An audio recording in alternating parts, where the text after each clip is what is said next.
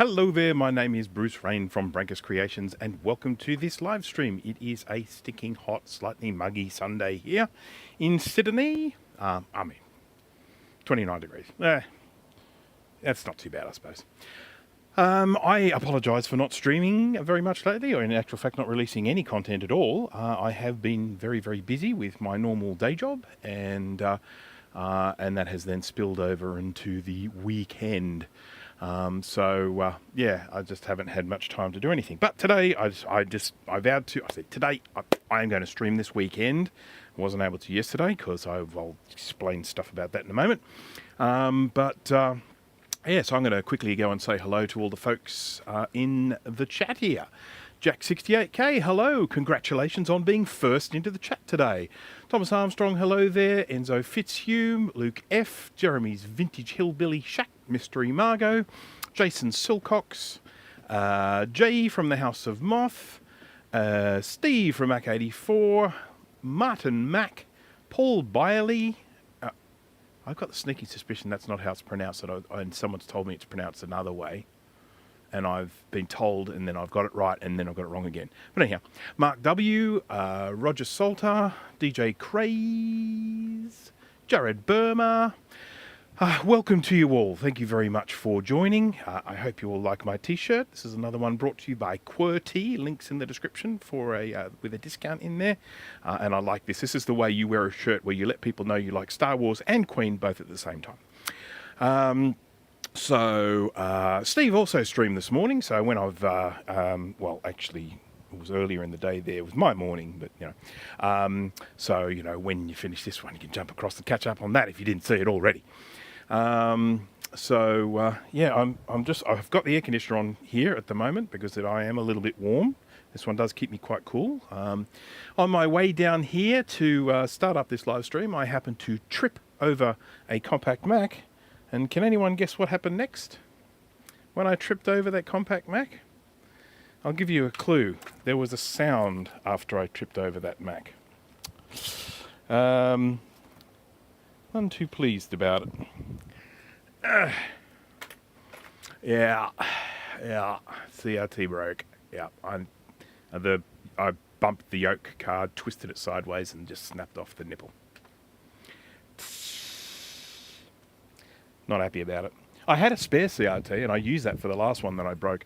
I mean, I guess I probably shouldn't freak out too much because I have so many Macs. I mean, I've got a few surplus Mac Classics, and without being too mean on the Mac Classic, you really don't need that many of them. So I'll probably end up taking the CRT from a Classic, unless someone has one that's completely battery bombed or something. Actually, I think someone did offer me a spare CRT recently, so I might chase that down. I think it might have been Charlie contacted me and said he had a spare CRT. But anyhow,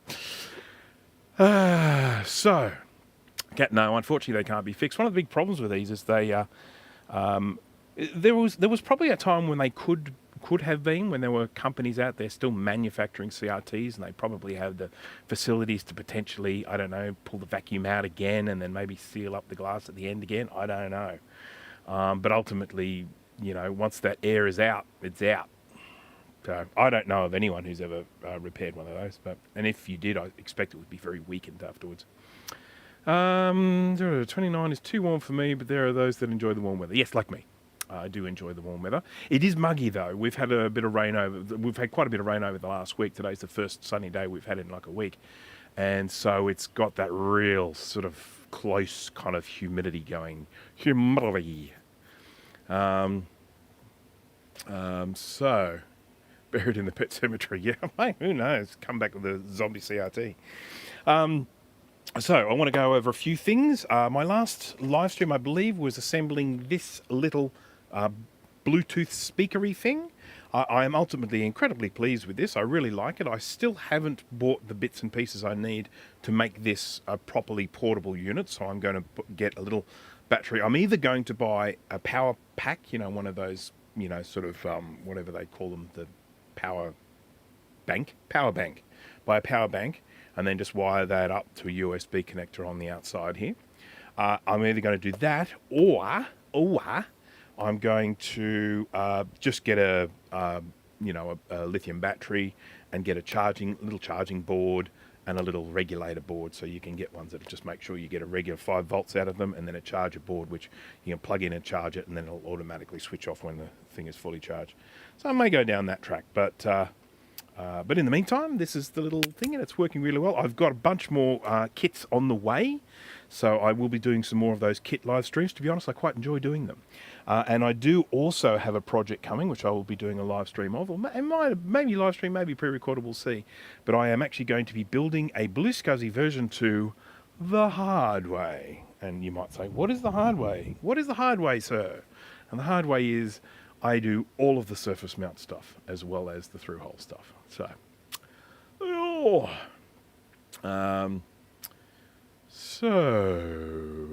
the last CRT fixer closed about 4 years ago here. Yeah, there you go. I had a client once, many years ago, that actually manufactured CRTs in this country. I was flabbergasted. I was like, Australia makes CRTs? I couldn't imagine that would happen. But they did. I mean, they had a CRT manufacturing company here in Australia. Gone now, but, you know, it was there. That was probably the 90s, I would say. Yeah. So, mate's here. Hello there. Righty. So, hello. That's the sort of, some Australian people talk like that. I don't, but some do. They go, hello. Right, so I've also I also did a review video recently on the little thermal camera, which I may end up using today as I'm fixing this 2CI. One thing I should really mention is I clocked over 50,000 subscribers last week, I think it was. So I'm very, very happy with that, and a big thank you to everyone who watches and subscribes and supports me and all that sort of stuff. I really thank you. It's wonderful. It's certainly not what I expected. I never really expected to be getting to like 50,000 subscribers, but I'm very happy to be here. It is good. The channel is actually going quite well at the moment, getting quite a few views. I can always tell when I'm getting lots of views because I all of a sudden start getting loads and loads of stupid comments.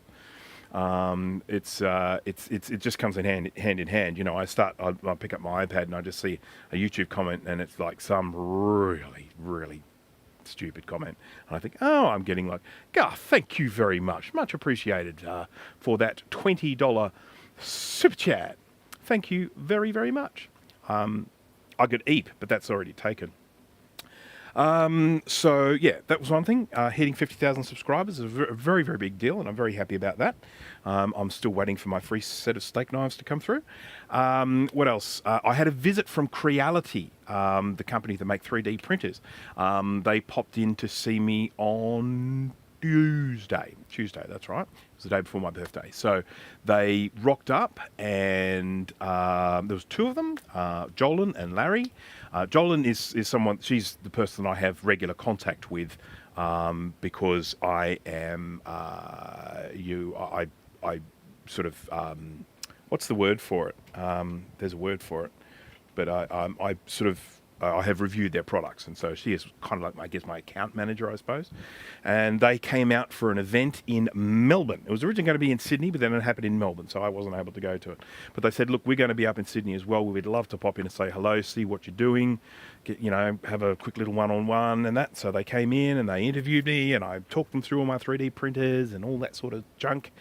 And it was a lovely time, very lovely people, and they are sending me a 3D scanner. So I am going to be doing some videos on scanning objects and then printing them into 3D. So it's one of the things with 3D printers I think is a really wonderful thing, because you all of a sudden turn your 3D printer into a 3D photocopier. So you can take an object, scan it, copy it, duplicate it. So I'm really looking forward to that. 3D scanning is something I've been very interested in a very, very long time. In actual fact, I created a do-it-yourself 3D scanner some years ago.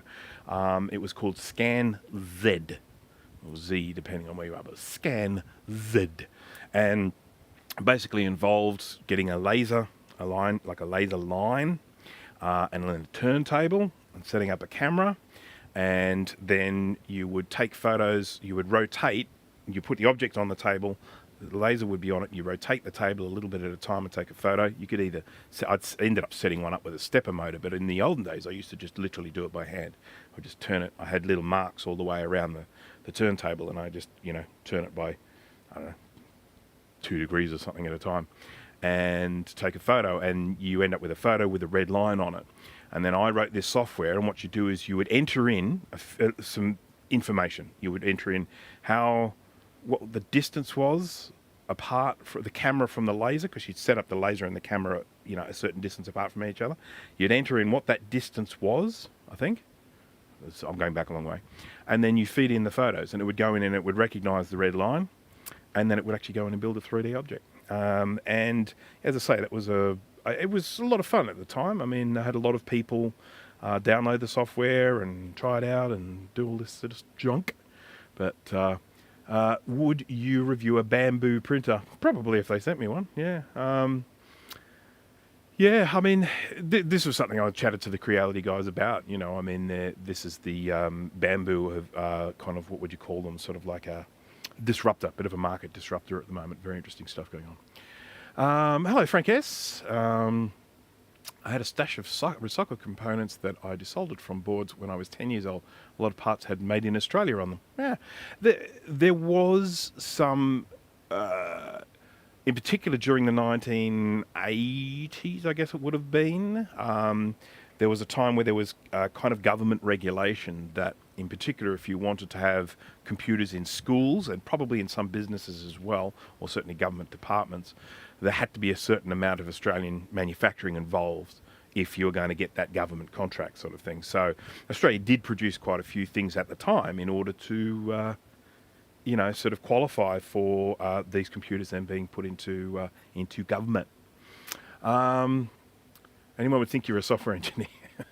Yeah, I mean, there's 3 applications that I've made and sort of sold. I mean, I think only one of them I think I've actually sold for proper money, and that was called Render Farm Commander, and that was a controlling software for doing like grid computing, for doing cluster computing. So, and that was for rendering 3D stuff. So you would, so if you're rendering a 3D movie, you could set up multiple computers. All of them would have this have software running on it. Not my software, have the rendering software up and running on them, and then my software would do all of the trafficking of that. So you would get the scene file, and you would hit the go button, and it would distribute. It would send the frames to all the render farms, and it monitors how long they take to do them. If they take too long, it assumes they crashed, and so it will then take that one off the grid and then resend that frame to a different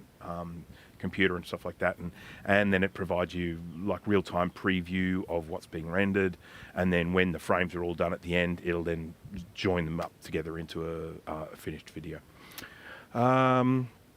I have about a dozen Xers I'd like to set up for something like that. Well, I'll tell you what, Max, I know someone who may even speak up in the chat who has a very similar plan in mind. What language would you program with? When I built those applications at the time, I was using some software called Real Basic, which is now called Xojo, Xojo. And it was not like spaghetti basic. It was an object-oriented version of Basic. And it was very good. It was a very good way of being able to create applications very, very quickly. And then the third application I created, just very quickly with this was an ASCII art application. But unlike other ASCII art things, which are basically just letters turned into art, the software I had, which was called ASCII-C, ASCII SEE, something like that. I think that was what it was called. What you could actually do is you'd get it to load all of your fonts. So the idea was, if you had a whole bunch of fonts on your computer, maybe 20, 30 fonts, maybe more, in particular fonts with different weights, what you could do is it would build ASCII art, but instead of building them using a particular letter for a particular density, it would use a particular font for a particular density, so a bold font or a light font. And what that allowed you to do was, when you created the ASCII art, you could actually put messages in it. So you could actually have, I could have a picture of the moon, and it actually says the moon. The text says the moon. So if you look up close, it says the moon, but it gets the different densities. It gets that photo aspect by using different weight fonts. And so I created some great big posters that I put up on the wall that were actually made out of little words and stuff like that. And then yeah, and you could also do it in color. Now, obviously, the output is not just text. The output is an image, but it was still ASCII art. So came for the board fixing. Yeah, well, sorry about that, Joe. We're getting to that bit. It's coming. I'm just doing I haven't streamed in a long time, so I've got a lot to say. But I think I'm finished now, so we can probably move on to the logic board fixing. So anyhow, I was basically just talking about some of the software that I used to make and sell. The one that I did, which was the rendering one, that I actually sold to some fairly high-profile customers. So I had Sony Music as one of my customers that bought that software, and I had NASA as one of the companies that bought that software. And there was someone else, but I can't remember who. Yeah, that was them. Them's were the days. These days, of course, I'm just doing web development, so a little less interesting. How long ago were you developing the software? I can probably put a date on it, actually. I'll be able to tell you.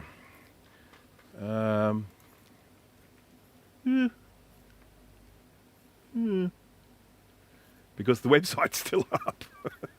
The website with my software is still up. So so there was ScanZ, RenFarm Commander. Zoetrope was a thing that used to just join images into a video.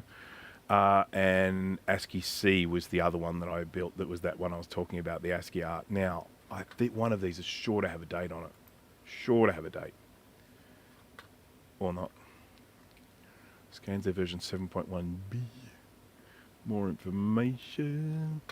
Nope. If you want to have a look at it, I mean, I'll show you just very quickly. I'll show you. This is a very old website, okay? I mean, really old. Do I have... I'm not even sure if I've set up a scene for my computer. I might have to set one up.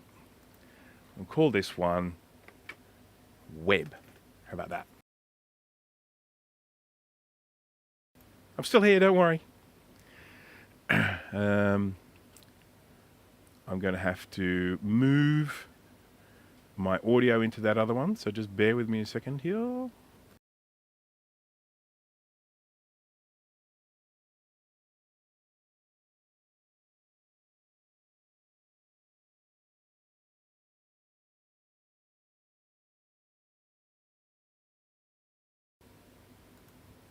Testing 1, 2, 3. Okay, you should be able to hear me now, even if you can't see me.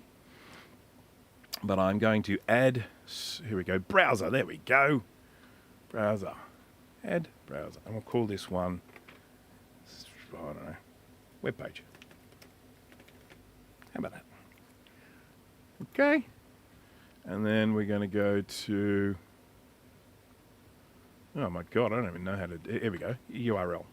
There we go. Copy. Paste. Okay. All right. Can we see that? How the hell do I scroll it?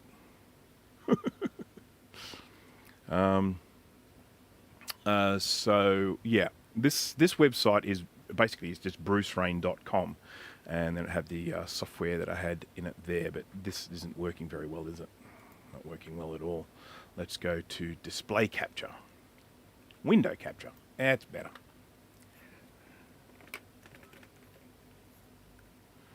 Okay. There we go. This'll do it. That's more like it, isn't it? So as you can see, it's an old website because it's all narrow and whatnot. I see a ghost of Bruce haunting this page. Yes, I thought that was very arty at the time, so sorry about that. So this is the software. So ScanZ was the 3D software that I created, and are you able to see it? I'm not sure. I'm just starting to doubt myself now. Are you guys actually seeing this webpage? Yeah. Huh? Yes, it is very aqua, isn't it? Well, the software was aqua, so that'll give you probably some sort of time frame. And then we've got More information. Here we go. So this is explaining what's needed. Oopsie, scrolling slowly. So you got your turntable, you got your object, you got your laser. It's really going slow, and I don't know why. It's probably something to do with OBS or something. And that was my little turntable. This is killing me. Killing me here. There we go. This isn't ideal. Sorry, folks. I promise I'll get onto the repair stuff in a second. But I just wanted to sort of just demonstrate. This is what I create. So you create it with the turntable, the laser, the digital camera. There we go, like that. Set it up on a tripod. Take photos, and then the software would figure it all out like this to work out that, and then would create a 3D object. And then there's a little bust, and then there's a little 3D scan of the bust that I did. As you can see, it's a little bit rough and ready, but it worked. And it was, that was a little project of mine that I did. Wasn't that fun? Yes, it was. And then the other software was this one here called Render Farm Commander. And this one is the one that does the grid computing. There we go. And it worked with Lightwave 3D software. And it was available for $45 for the hobby version, $95 for the pro version. There you go. All right, that's enough of that. Let's get back to things. Let's have a look at top view. Here I've got a Macintosh IIci. That's what we're all here for. Okay, so yes, it is a very youthful me. I look at it and I go, oh, that's just how I look. That's how I look. You know, it's like, yeah, I haven't looked like that for a long freaking time. Now, first of all, I want to just have a little bit of a gloaty moment, if I can find it.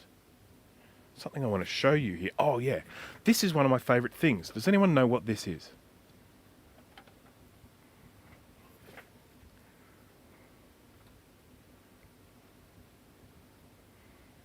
There's a little, here's my little bit of show and tell. So, can anyone tell me what this is? But I can tell you it is definitely one of my favourite things. Who's heading off? Someone say good night. Good night. Good night. It is not a memory expansion card, but you're on the right sort of, you're on the right sort of track there. I'm sure Steve will know what it is if he's there. It is an accelerator, Max. It is an accelerator. We're onto an accelerator. So it's just I suppose we're around. I know it's a little bit past Thanksgiving, but there's a roast turkey to whoever can figure it out. No, not a 601, not a PowerPC. It is a new bus card, so that should probably give some sort of indication. Rocket, I think you're onto the right track there, Mr. Garth.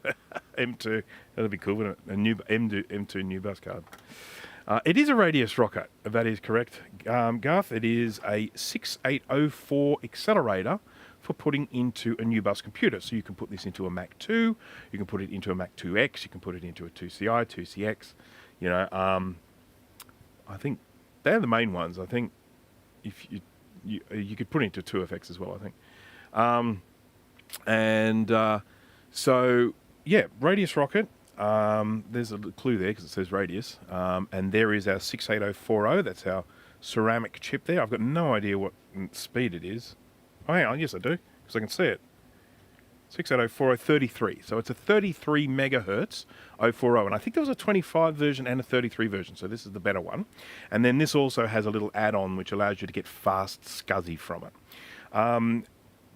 The way this works is when you're running off the 040, you actually use this RAM, not the RAM on the board. So if we were to connect this up here onto the 2CI, you'd be using this RAM here. And the way the computer works is it actually boots up from this. Then when it gets to the radius rocket accelerator extension, as you're traveling across the desktop, it will then restart. It'll go bing and restart into the 040 and then start using this RAM here. They're 16s, so this has what is that? 64 megabytes of RAM. I did try this with 128 once, but I couldn't get it to go. So let's face it, 64 is ample for a computer at that age. I have this permanently installed in my own 2CI, my personal 2CI, which is this one here. I have 8 megabytes installed there, boots up into that, and then bing, boots into this.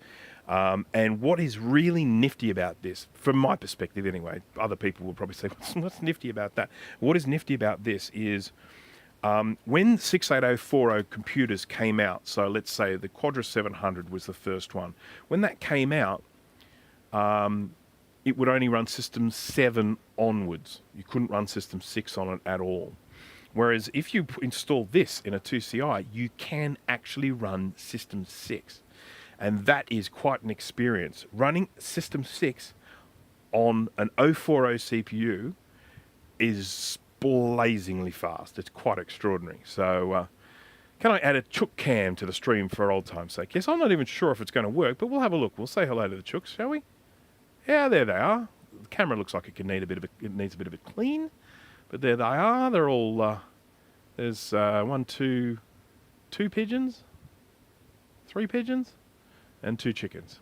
I don't know where the other chickens are, but there's the little white one and the blind one. So there we go. And my pet pigeons here,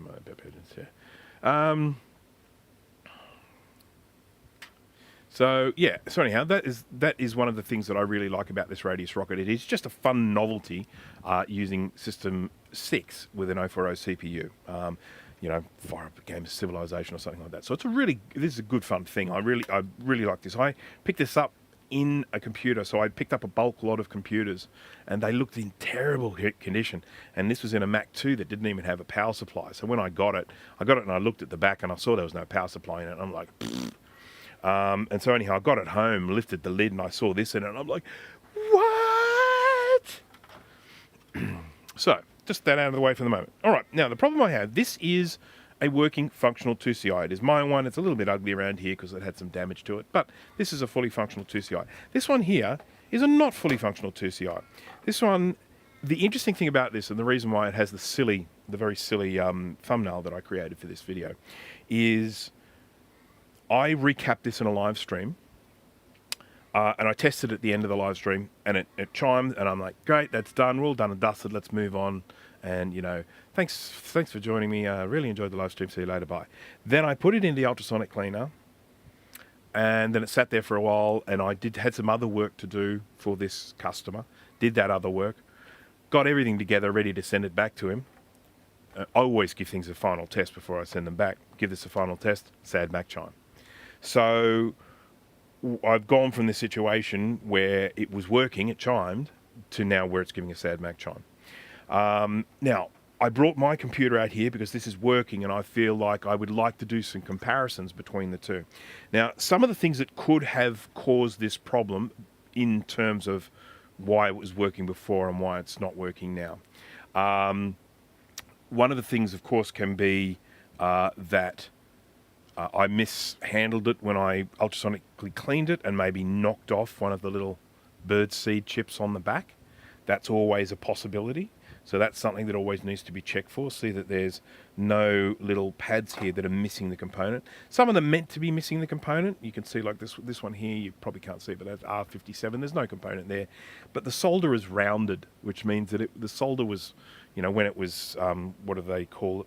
There's a word for what they do when they solder it, but I can't think of it. When they solder it, you just end up with a little mound forming on the pad.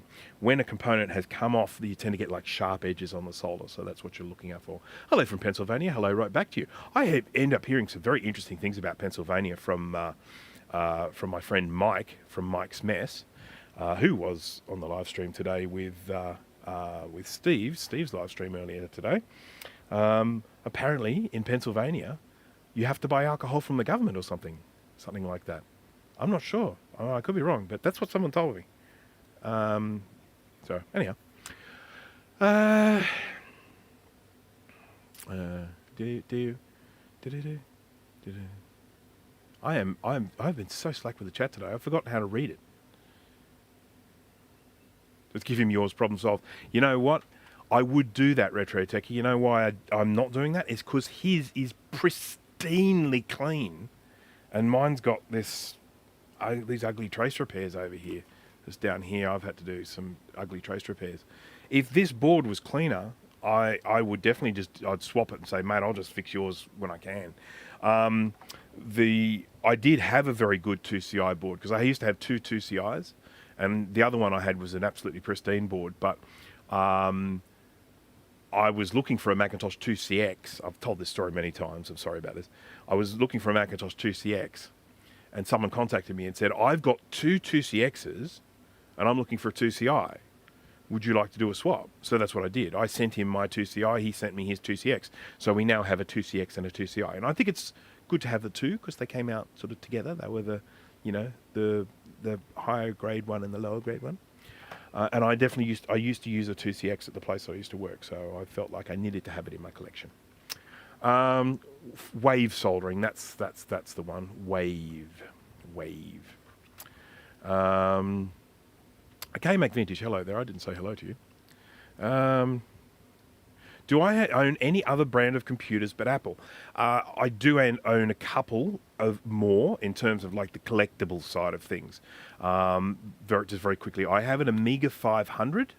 Now, to be honest, I don't get much pleasure from that. I don't get much joy from it. So I am probably going to sell that. I think it would probably be appreciated more in someone else's hands. So I have an Amiga 500. I have now obviously I have others other than Mac, but they're still Apple. So I have Apple IIe and I have Apple IIc. And then the other one I have from a collectability point of view is an Atari Portfolio. And I don't know if any of you guys know that. It's probably its biggest claim to fame is it was a computer used by John Connor in the film Terminator 2. It was the computer he used to hack the ATM to get easy money. And I got that when I was hospitalized in 1992. I was in a public hospital, and as a result, I couldn't really have a big computer there with me. So my parents bought me this little Atari Portfolio so that I could keep a diary and do a little bit of programming and stuff like that, and keep myself entertained while I was in hospital for 2 months, which is a really long time to spend in hospital.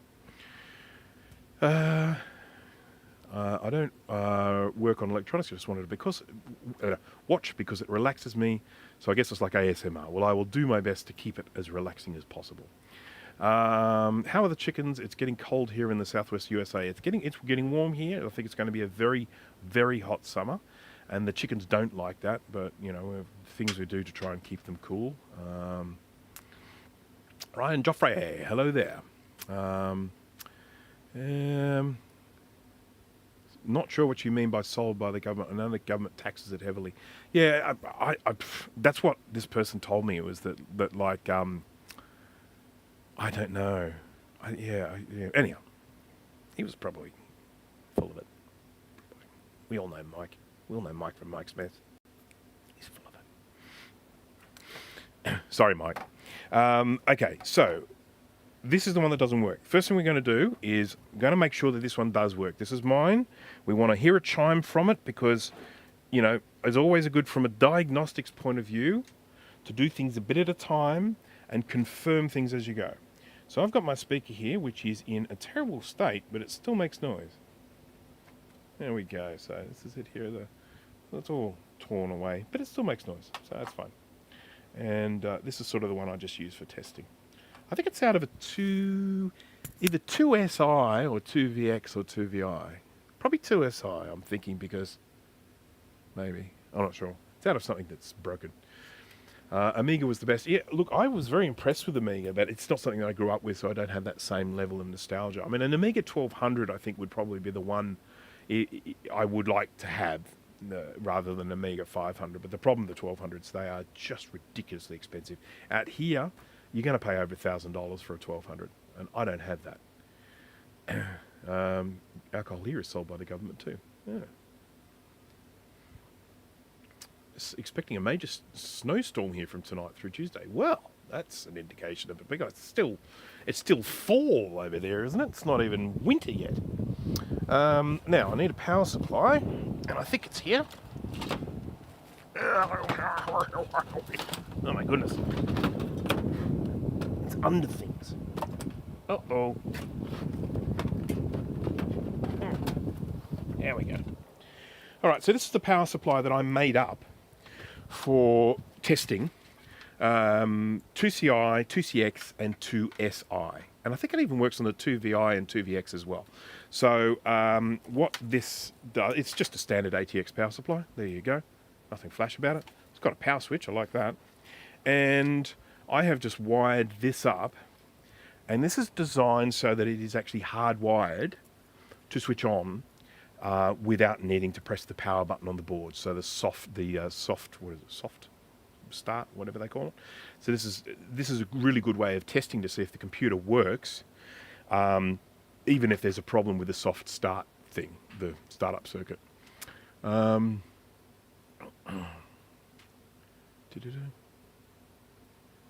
have to buy it from county liquor stores. Story was on the phone. I'm jealous of your radius rocket. How dare you be on the phone while I'm live streaming, Steve? Mind you, I'll tell you what, this morning I saw only like about a few minutes of Steve's stream today because I had just woken up and I saw it was on there, so I jumped on and said hello. And then I said hello. And then I had to disappear and go and do exercise and things like that. So yes, I do exercise sometimes. All right, so got that plugged in, got a speaker, got some RAM in here. We've got 8 megabytes of RAM, all looking good. Let's switch them on and see what happens. Okay, lovely, healthy chime. It's all looking good. We've got a little LED light on here, which you can't see because it's off camera. There's an LED light in the corner. And so that's a nice, happy chime. Now, what I'm going to do now, I don't want to do all my testing with 8 megs of RAM. I want to just do it with 4. So what I'm going to do, which one is, that's bank B, that's bank A. So I'm going to take out the RAM from bank B and then test this with just the RAM from bank A so that we can know for certain that this RAM is good. This RAM is going ba-ding, ba-ding. Because it's when you're doing this sort of diagnostics, when you start to have some doubt about whether the RAM's working, it's a real bugger because you're like, oh, let's try this RAM and let's try this RAM and all that sort of stuff. So, yeah, okay. So that still chimes with these 4. So I'm going to assume these 4 are good. We're going to use these for our testing on the other board. Kai, hello there. Haven't spoken to you in ages. My apologies. I missed the last Tinker Different committee meeting. I was... unfortunately, by the time I found out it was happening, it was sort of too late. I was already doing things, but I do hope you are well. I know things were a little bit troublesome for you there for a while. I hope things are on the up and up. I do hope that very, very much. I'm glad Kai is here because I'm terrible at diagnostics and he's great at it, so he can solve this for me. Right, so this is the Macintosh IIci, and I am putting some RAM into it. And so just a reminder to anyone who is joining, has just joined, the backstory of this is that I was sent this to recap, which I did, because that's what I do. I recapped it, and heart failure has gotten significantly worse. That is not a good thing.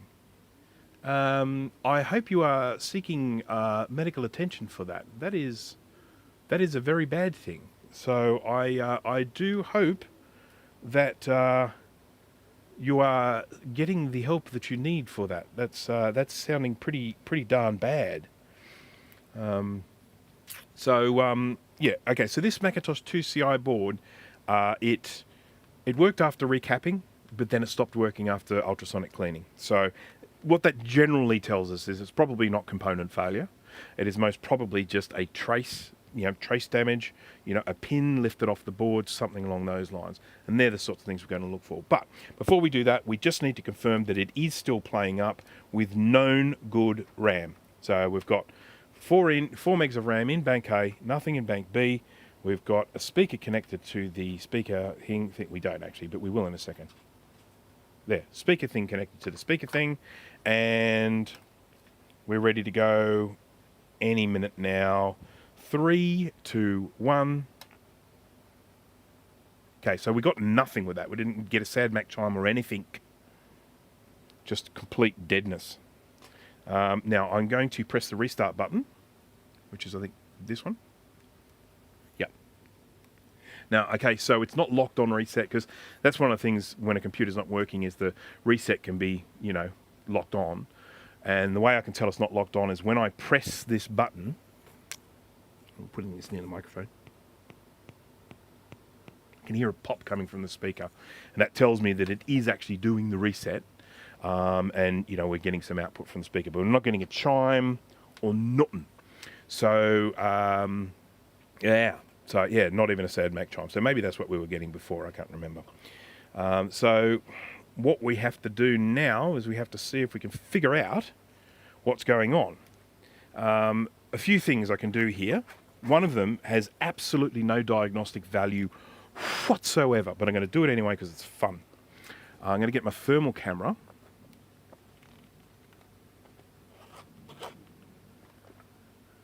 Did I send you the official Apple IIci schematics? I think you did.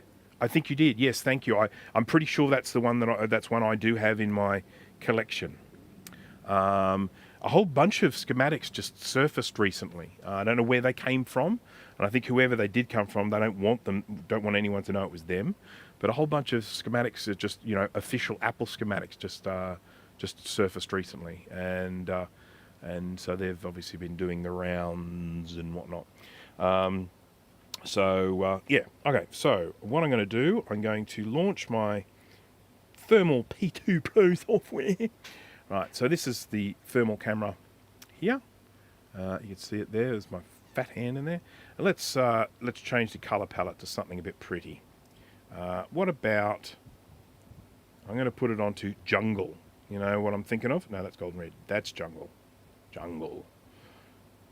You know, thinking of like, you know, a bit of dun dun dun dun dun dun dun dun dun dun dun dun.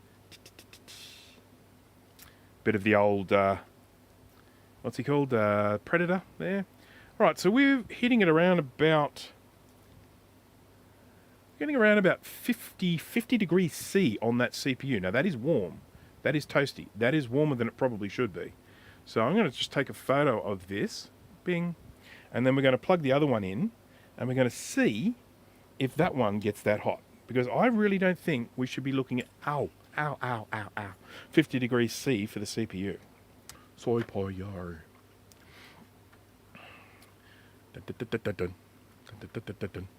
LC575 Color Classic LC2. Yeah, that's awesome. Color Classic would be great to have. Yes, indeed. I mean, look, there was the Beaumark Color Classic ones have been around for a while, and I have used them in the past. I had a Color Classic that I was having problems with, and thankfully I had the schematics that enabled me to find the fault. And the fault was a long way away from where I was expecting it to be. You know, normally when you have a particular sort of issue, it's like, oh, it's going to be somewhere around here, and it wasn't. It was quite a long way away from the normal area of problem. All right, so I'll tell you what, I'll leave those in there, and I'll put these ones into the other board, and we'll just check the temperature of this one when he's chiming. One. Bought these little tiny little Sims from some overseas place. They're obviously making them themselves. They're okay on these sorts of Macs, but they won't run on the really old ones because they're these 2-chip ones. I need to actually make some more of these. These are the ones that I got from what's his name? K Kobo. He sent these to me, and these are ones where you can make 4 megabyte sims. It's just fantastic. I've got lots of them. Right, let's fire this guy up. Okay, he chimes happily. He's looking good. He's feeling nice.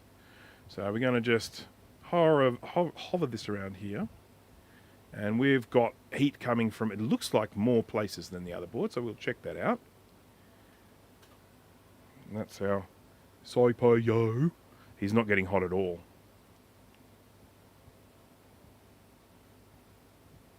Yeah, the hottest place we have on the board is 39 degrees, which is there.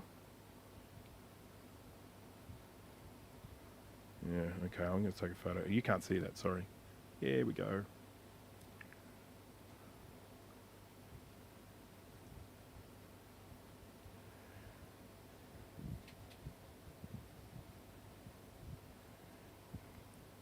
So, right, I'm going to compare the two images. Compare the pair. Okay. Okay. Okay. Okay. Okay. Okay. Okay. So, the VLSI, this chip here, is definitely getting hotter on this one, on the one that's working. Yeah,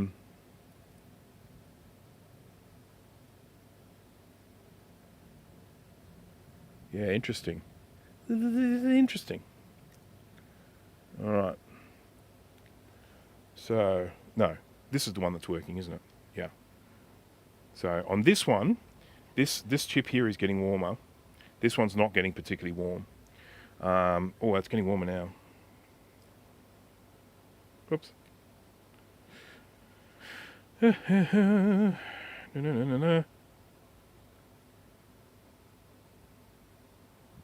Yeah, we're up to about 46 now on the VLSI, but the CP...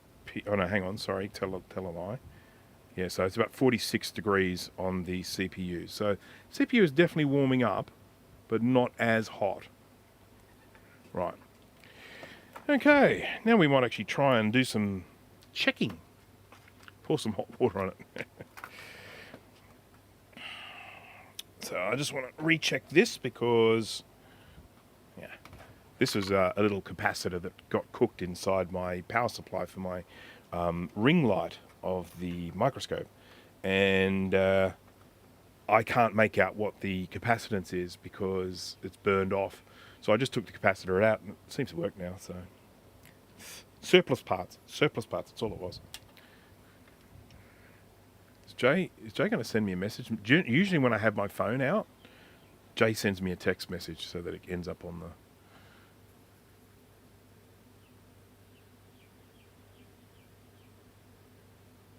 Thanks for the lice. I'm sorry if I gave you lice. I didn't mean to give you lice.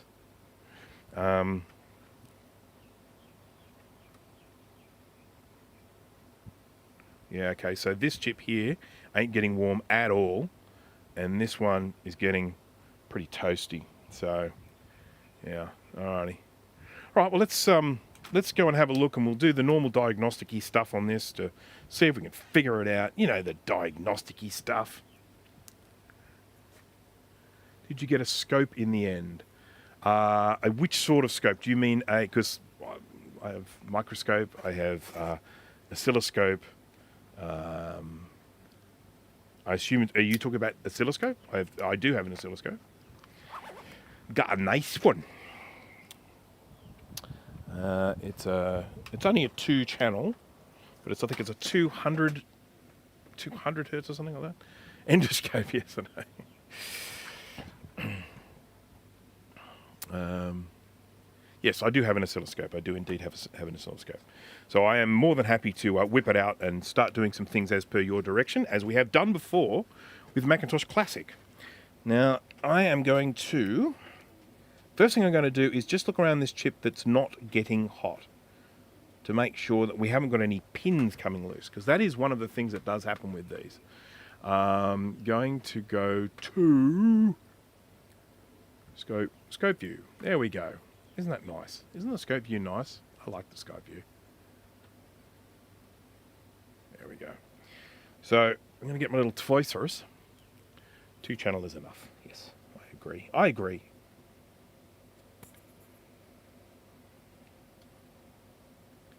So these all look like they're pretty well soldered, but I'm just going to have a look.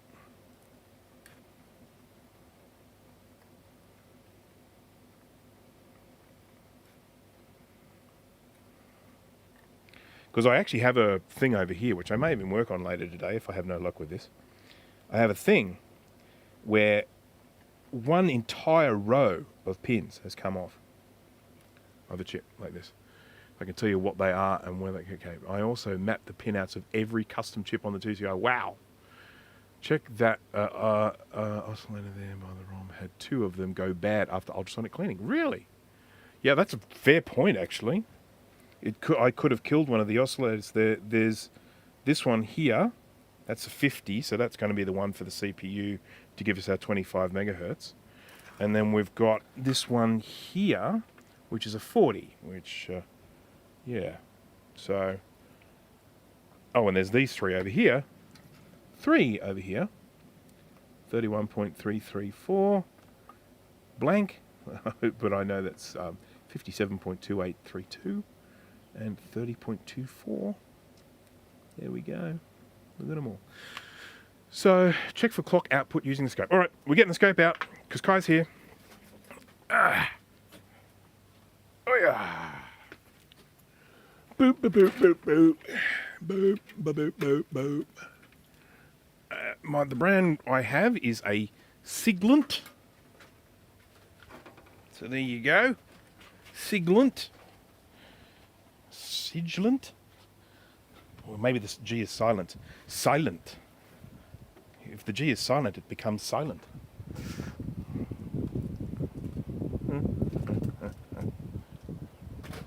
Okay. Let's change our view to top view. I might just zoom out a smidge too so that we can see a little bit more of the mess. Okay, let's put that there. Let's put that there. Let's plug this in. One of the things I did do for the 2CI was I created a pin matrix of all of the address and data lines, similar to what what's his name, LMNO did for the SE30. So he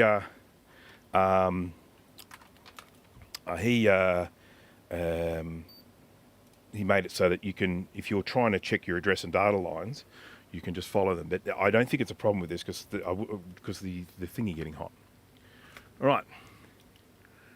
Oh, good. I'm glad you like HP lab equipment. So this one did come with good recommendations. So it's a 200 megahertz one. The higher the number there, the better range you get from them. That's what I've heard.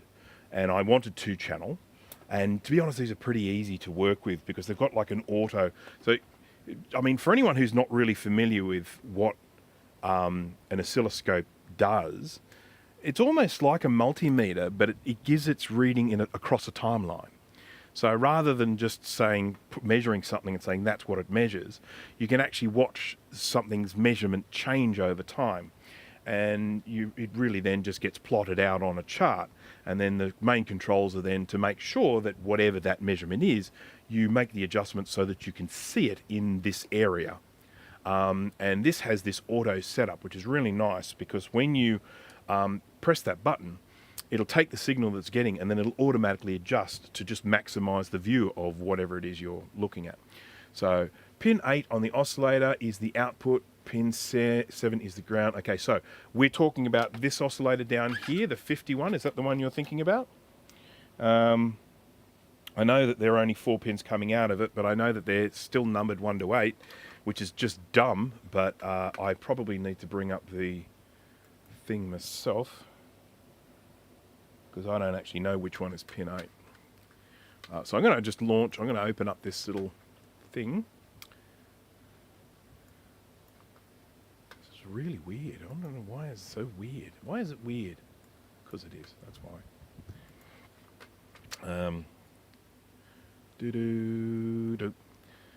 Okay, we're going here to Bruce's tech files. There we go.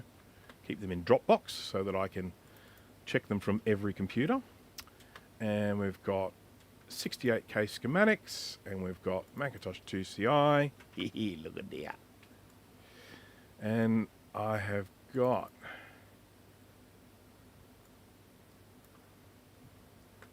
what?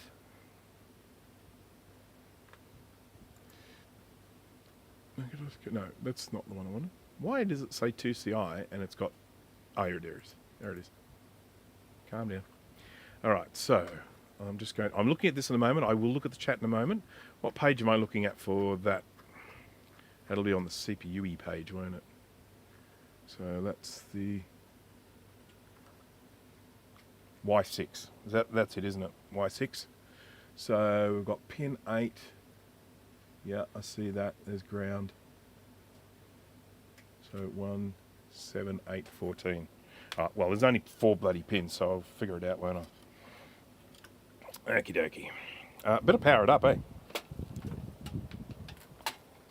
Right, and then I'm going to go check the chat and see what I've missed out on while I've been looking at these things. So, what have we got? We've got... Going to jump across here to that. There we go. All right. Okay, the 50... Yeah, okay, cool. So, because they fit into a 14-pin dip footprint, so they keep the relative positions. Okay, cool. Page 7 of schematic goes to pin 107 on the MDU. Measure from the pin to save from flipping the board over. All right, the only problem I have with that is finding... Oh, actually, they're numbered. That's good. I've got to put my special goggles on because I'm having to do close-up stuff. So, let's do this in the yellow one.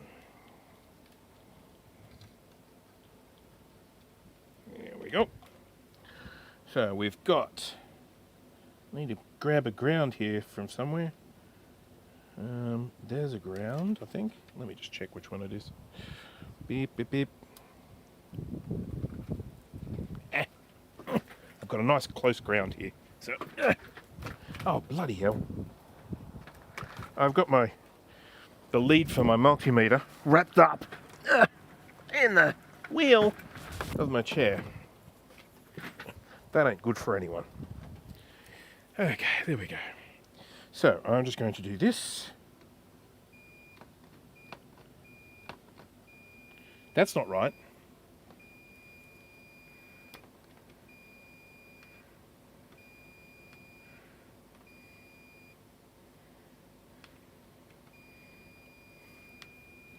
All right. So, I'm going to connect to there. There's a ground. Nice. That's a good ground, that one. Like it. Yeah, good. All right. So, he said pin 107. 97. 98. 9. 100. 101. 2. 3. 4. 6. 7. I think that's pin 107. So, switch him on.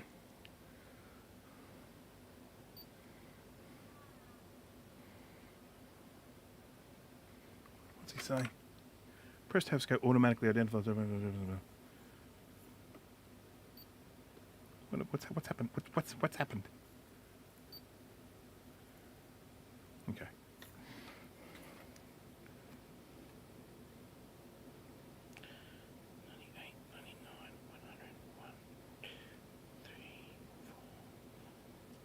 Oh, okay. There it is.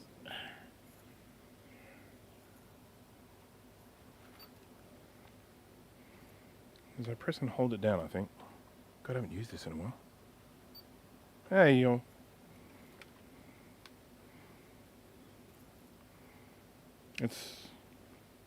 It's all over the shop. It is, oh God, that doesn't seem right at all.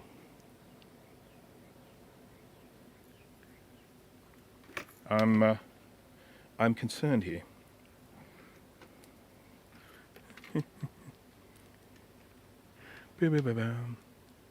Okay,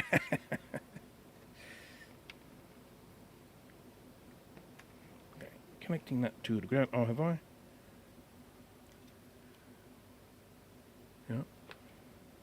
Sometimes, yep, cool. Cool.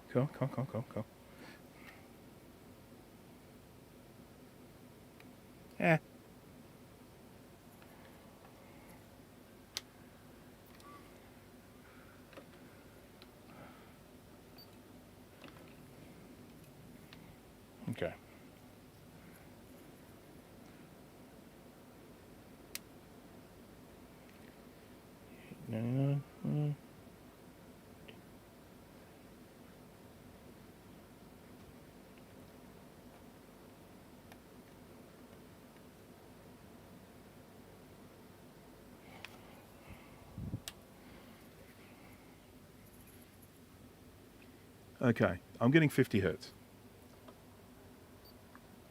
Why is it not doing the thing? Why is it behaving differently this time? It's like it's giving me this self-help thing, which I don't want.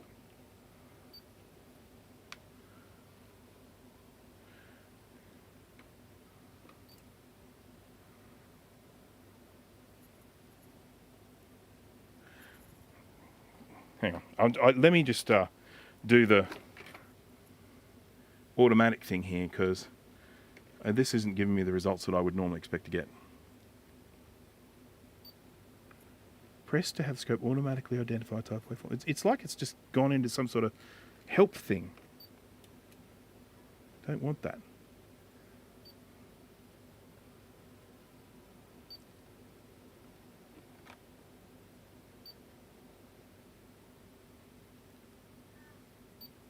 This is bizarre. Something's changed. You changed, man.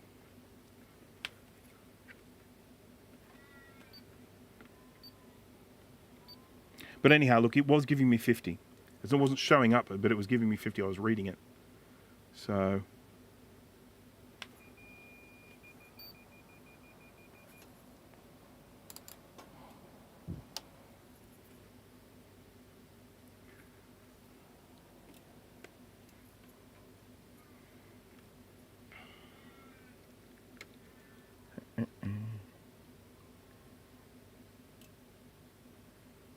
Do.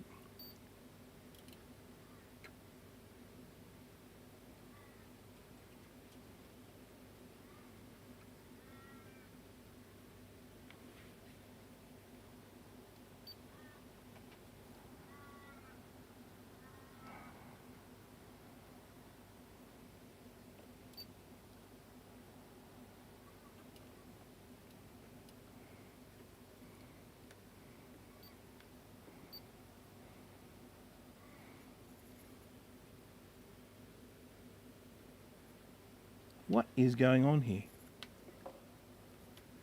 I am losing my mind.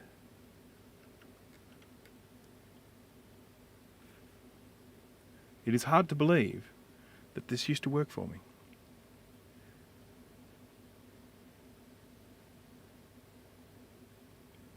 Interesting. Okay, so here's the thing. Here's the thing that I'm finding kind of bizarre.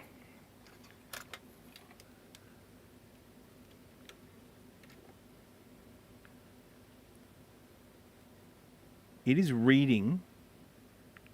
It is giving me a reading at the moment, and I'm not even connected to anything. So I'm sort of like, why are you doing this to me?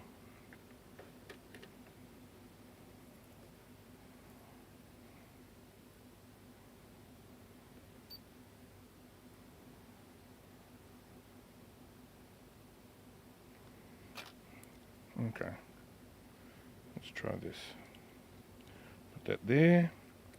Put that there. And do that.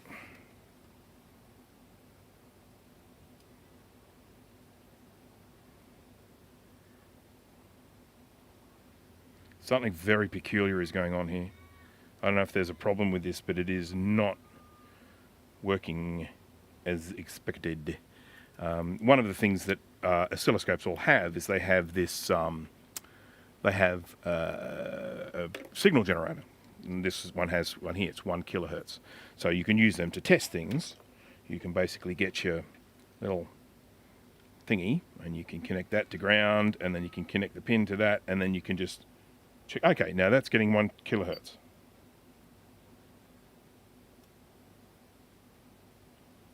Not showing it though. And I don't know why I'm not seeing it, but I am getting, okay, I am getting a measurement from that. So,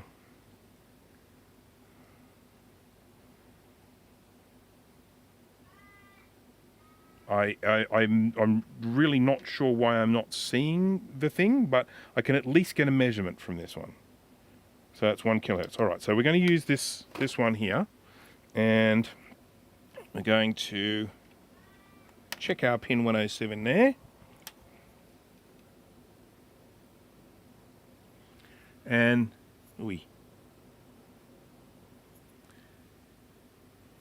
I don't think I'm getting anything.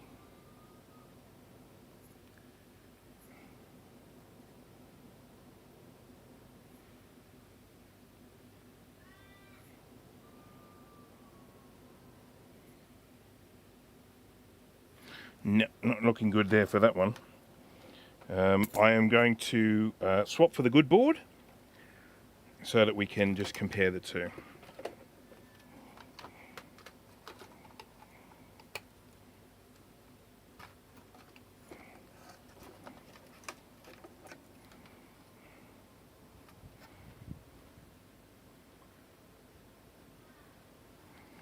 Compare the pair. I have a spare 50, so if I need to replace it, I shall.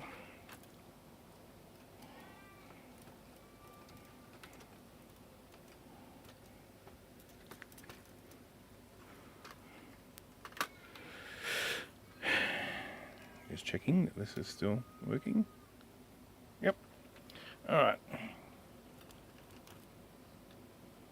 This is, oh, I switched that on already. 97, 98, 99, 1, 2, 3, 5, 6,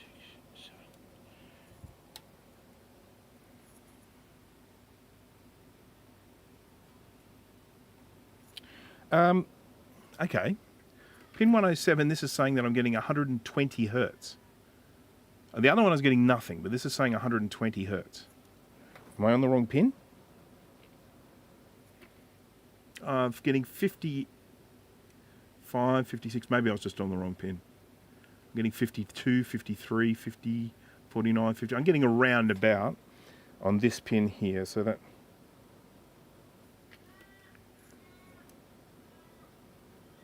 that one there. 40, 41, 39. Okay, now getting 60 on this one. How about that? So, oh no, now that's settled down now to around about 50. It's kind of up and down though.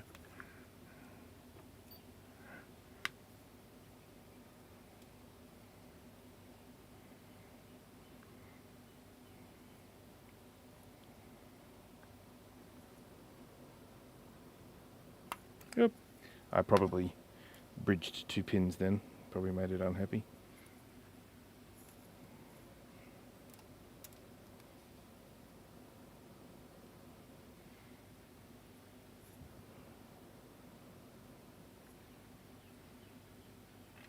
Right, well, as you know, let's check pin 67 to see if you're getting 15.662. Get that frequency on that pin. That usually means the RBV is working, which means its oscillators are all running. Okay, so you're talking about pin 67 of the MDU. Is that correct?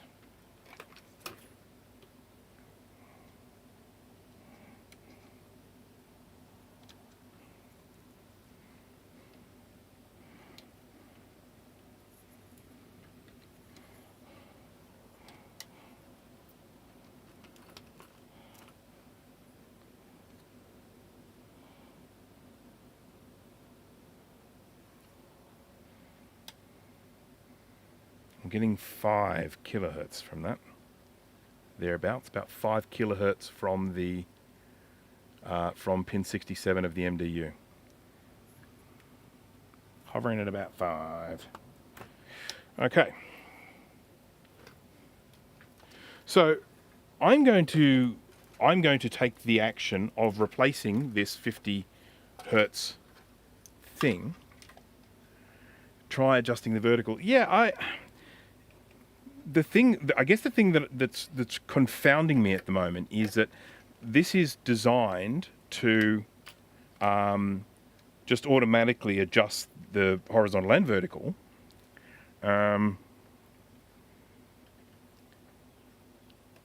When you press this auto setup button, but it's just not doing it at the moment. And my fear is that I have pressed something at some stage, which is making it not do that anymore.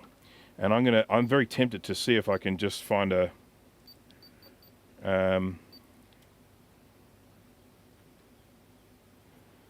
like a, what do you call the thingy? Like a reset everything.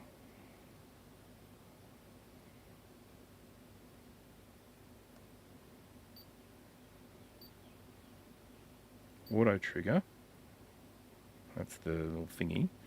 That's the horizontal there. That's the vertical there. It's just so weird.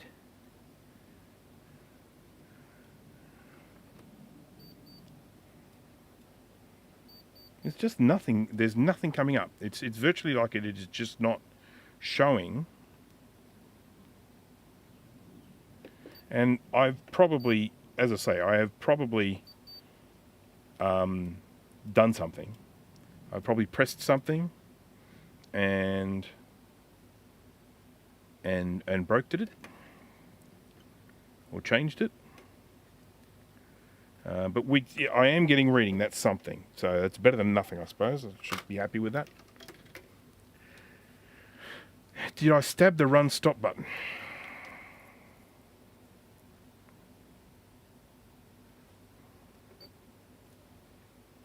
It's stop.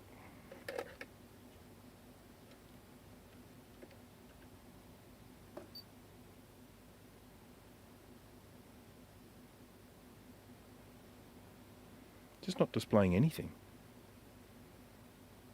Just makes no sense to me. I mean, it's probably something really simple, but it's just something that I have absolutely no idea about.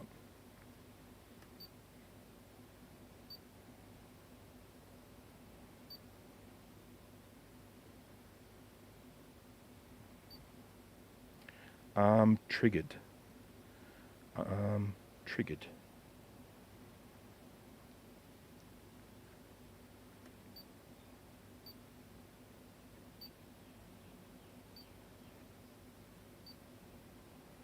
So weird. Well, I'm going to need to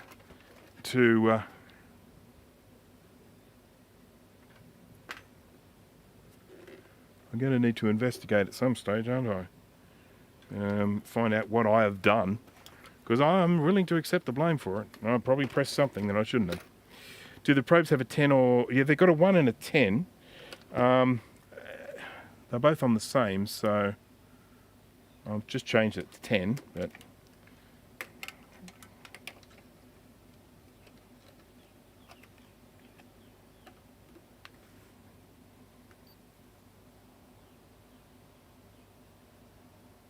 I mean, here's the thing. It's reading. It is reading. I am getting a result from the probes. But it's just not showing anything. Oh, hang on. There we go. I pressed the button that says default. And now everything seems to be back to normal. Hey, look at that. There's my nice little 1 kilohertz square waveform. So, there we go. Note to self for the future. If it starts misbehaving, press the default button. All right. So this is the one that works, okay? This is the good one. And I'm going to switch that on. Going to pop this on to, I think it's 97, 98, 99. 1, 2, 3, 5, 6, 7. Oh, you need to plug the bloody power in, don't you? Tip, tip, tip, tip, tip, tip, tip, tip, tip, tip.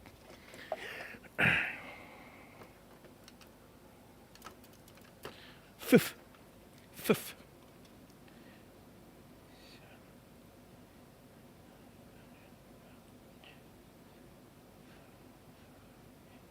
All right, 107. There it is. Let's do this. There we go. So that's working, and that is coming in at 50 megahertz, okay? So that's 50 megahertz coming from the working one. Now we're going to switch over to the not working one, now that we know what it's supposed to look like. It's nice when things work, isn't it?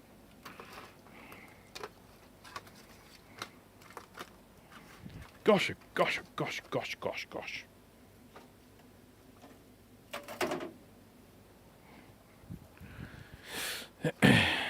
Today, Bruce wins the Idiot Award.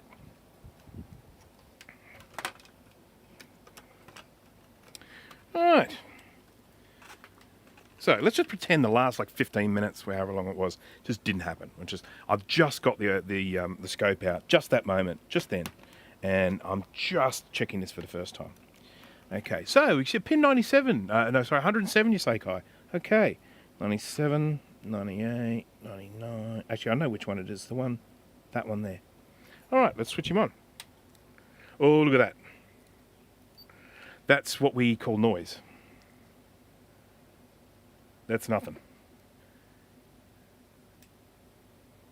That's less than 10 hertz. Right, so I'm going to replace that thing. Which is, you know, I mean, I like replacing things. I mean, that's my favorite part of what I do here. You know, it's like, hey, what are we doing today? I'm replacing things. Love doing that.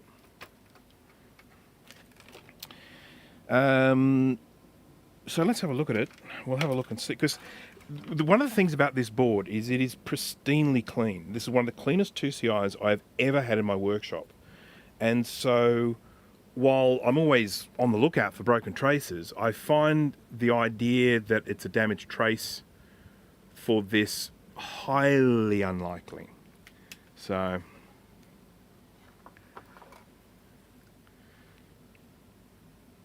okay, all right, we're testing the oscillator directly so that we flip the board over. And that one will be... So that'll be pin 8 there, I'm guessing. And which one's ground? All right. All right. Oh.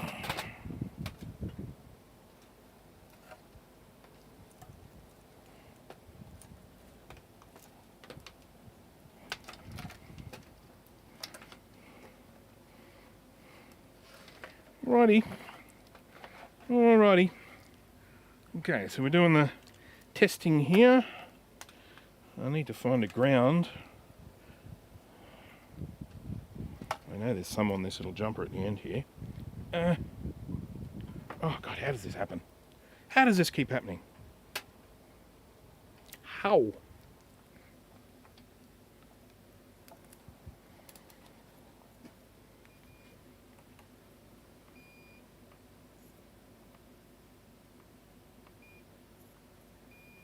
There we go. That's the 1, 2, 3, 4, 5th one along. Alrighty, so switching them on. That's 5th one along, and that is that pin there. No, that is a doornail. Out. Oh God, this sucks. Yep. Dead as, folks, dead as.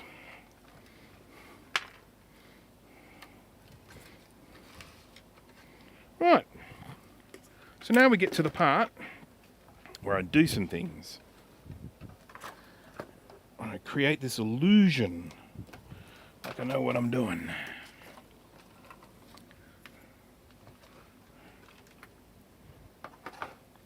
Right, now I hate taking oscillators out. But we have no choice.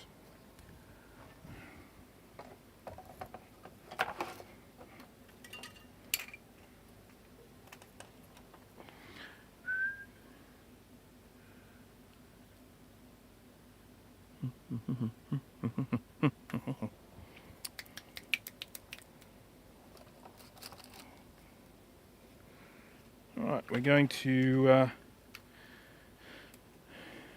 I'm probably going to use solder wick for this rather than using a solder sucker. It's only 4 pins. I can't really be bothered heating the thing up.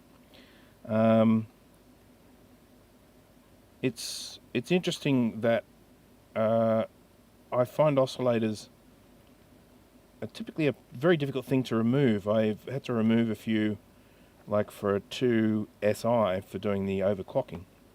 When you overclock a 2SI, you can replace the 40 Hertz crystal on that with a 50 and take your 2SI up to a 25 megahertz machine, which it was always meant to be. Apple actually slowed it down because they wanted to keep selling the 2CI. So the 2SI was sort of going to be a replacement, but the 2CI was still selling incredibly well. So they ended up making the 2SI a 20 megahertz machine rather than a 25 megahertz machine. But it is able to be overclocked, which is what a lot of people do, and like what I have done. I am going to hit this with some hot air and try and remove this because I'm having a lot of trouble getting the solder out of these little holes. I've got my pins somewhere I can use if worst comes to the worst.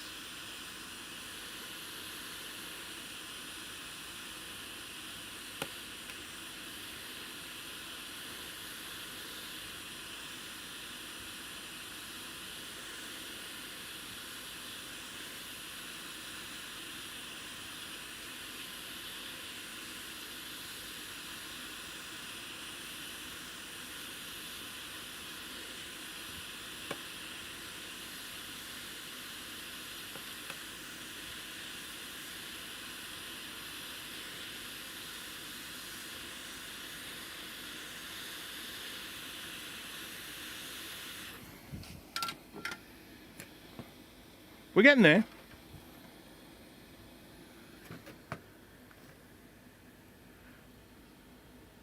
And the other oscillators are cooked too. Well, we're not going to go all doom and gloom just yet. We're keeping a positive mindset at this time.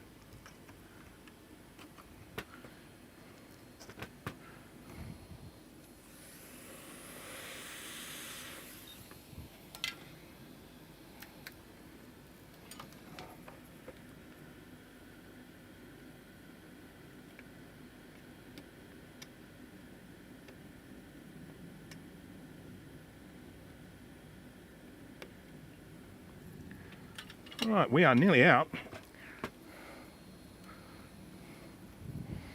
Just got to get this last little bit off.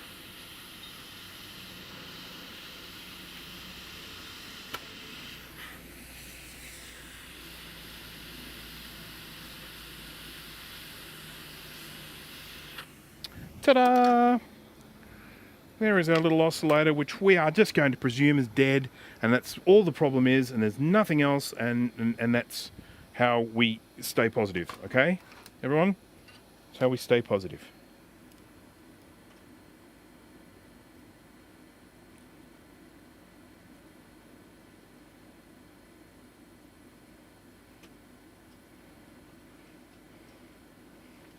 I will have nothing more said about other oscillators causing a problem. No, no, no.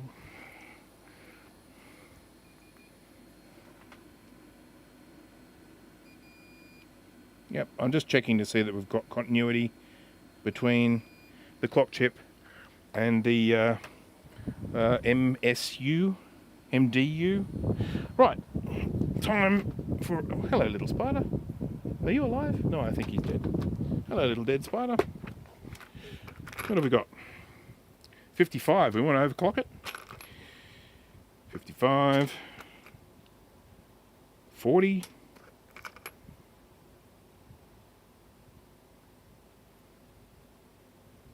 40.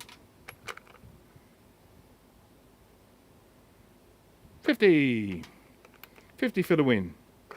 I've got lots of 55s. Yeah, wow, this is my last 50. That was lucky.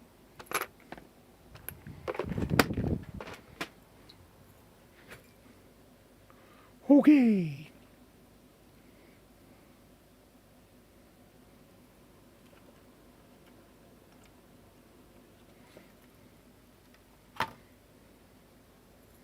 This looks like I've actually had it used before. I have to assume it's still okay though.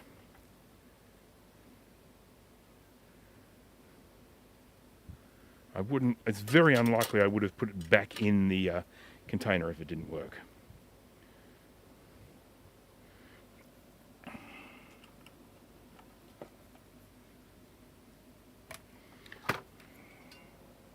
So we think my ultrasonic cleaner might have killed this one, eh?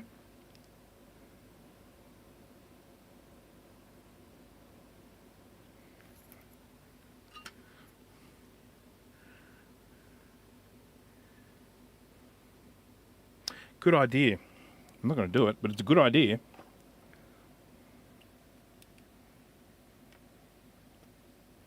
Okay, so that is the 50. I'm just going to solder that into place. Ah, Ken is there. Hello, Ken. How are you today?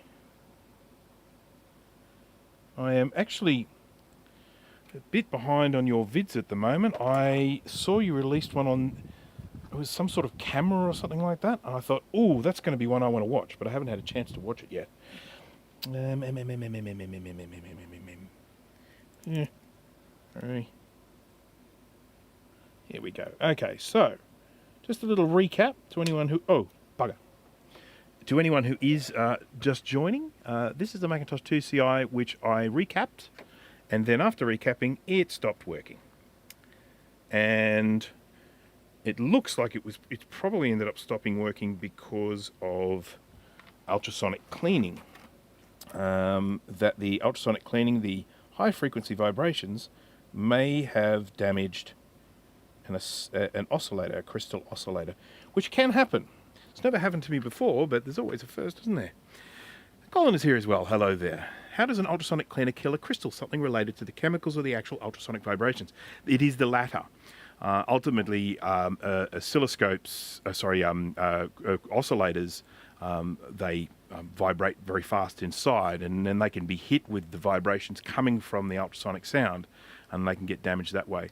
So some of the things that can get damaged in ultrasonic cleaners, one is it can happen to oscillators, it can happen to accelerometers, apparently, and it can also happen to anything that is like a piezo buzzer, you know, the little piezo buzzers that go bzz, you know. Apparently that can cause a problem with ultrasonic cleaners as well. So they're apparently the three things. I guess I probably have to consider myself fairly lucky in that I've never had an issue like this.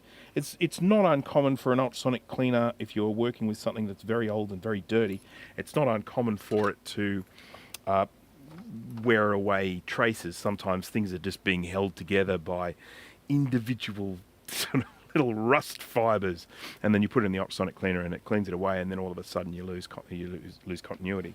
But to some extent you want that to happen anyway, because if you've got something which is so badly corroded that it gets, you know, sort of flushed away by an ultrasonic cleaner, you know it's going to happen eventually anyway.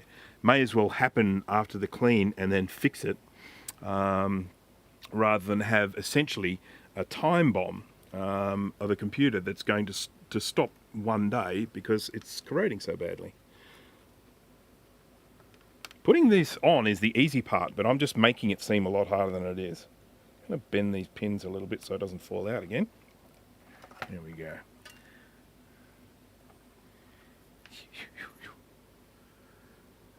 So what frequency do you run the ultrasonic cleaner? So most of them are, oh crap, I think it's 40. I think it's 40 kilohertz. Most of these sort of Chinese made ones are running at around about, I think it's 40 kilohertz. I do go into quite a bit of detail about that in my DIY ultrasonic cleaner video. If you ever want to check that out, I've got a couple. I've got one which is where I built an ultrasonic cleaner out of a laundry sink, and then I've got another one where I built one that I used to actually have sitting behind me here. And I go into quite a lot of detail about ultrasonic cleaners in those videos. So if you're ever wanting to know more about them, and in particular if they're things that I've forgotten about already, I would suggest go and check out that video. The whole first part of it is me kind of explaining what an ultrasonic cleaner is and how it works. Yeah.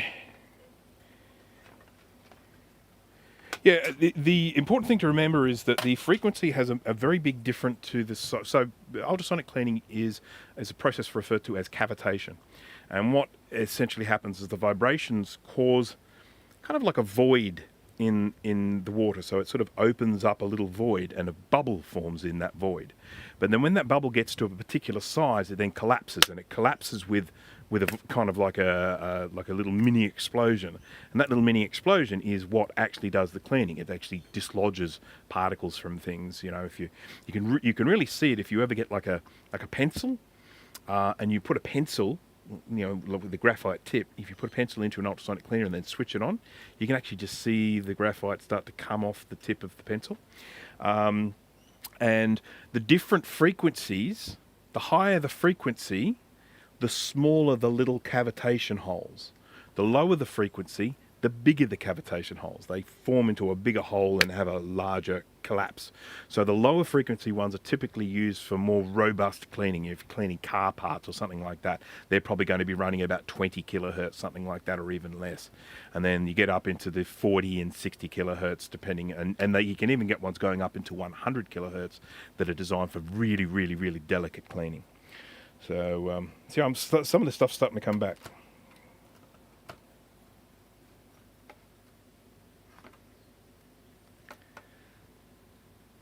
Used it for cleaning, yeah. Well, ultrasonic cleaners are being used for cleaning car fuel injectors for a long time. Since long before I ever owned one, I used to hear mechanics talk about, you know, using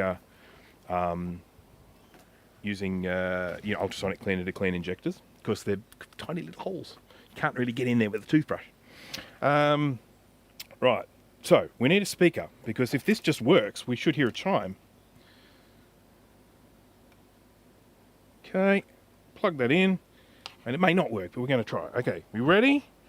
So we've got a new oscillator on here. This is a 50 megahertz oscillator that's replaced the one that I just took off, which is here, which is also 50 megahertz, and we are going to see if that has fixed the problem. 3, 2, 1.